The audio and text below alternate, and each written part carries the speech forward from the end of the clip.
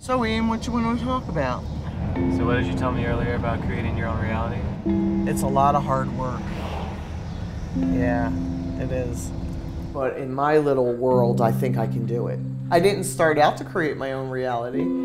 I kind of started out with this idea that if we were able to build a good food network here, we could keep a lot of money in the city and we'd all be healthier and happier.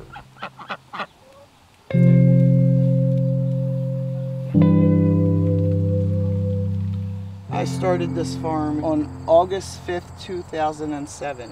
When I lived next door and I became friends with Pastor Matthew, I had told him that you and your parishioners should consider growing some food. He said to me, it'll be a community garden when you build it. So, that's where we're at. Now I'm a farmer. Jerusalem artichokes and blueberries and raspberries and heirloom tomatoes and broccoli and cabbage and all that good stuff. And our food pantry helps supplement food for 160 families a month.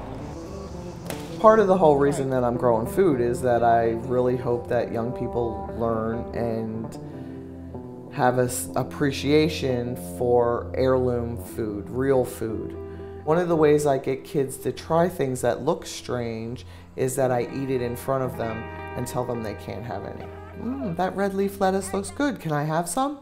No, you cannot have any of my red leaf lettuce because little kids don't like it.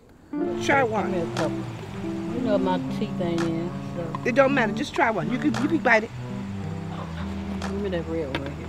I'm gonna put these in my salad when I get home. You'll love it. I think it scares the powers that be when you try to take back some of your own power. And yeah, I think it is revolutionary.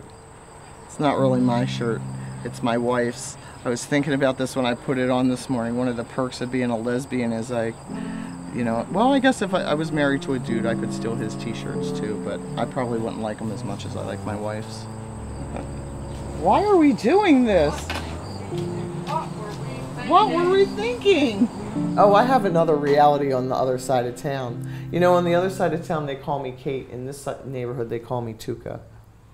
So I even have like different names for my separate realities.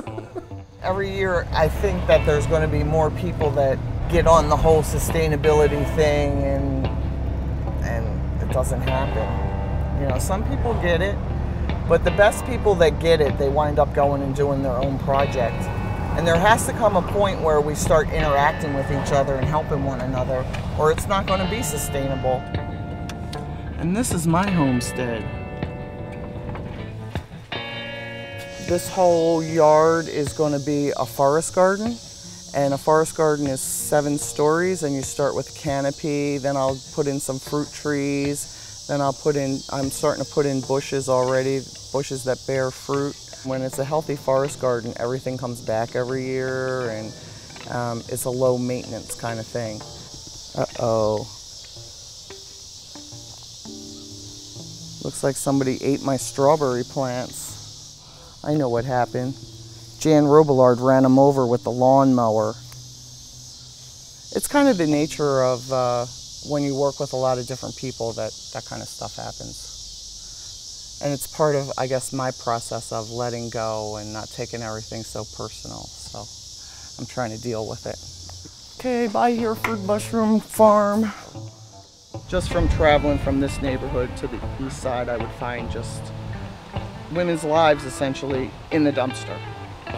And then it went from that to seeing whole families stuff and their house boarded up, to their house being unboarded up and gutted, and then just sitting there, an empty shell of a house.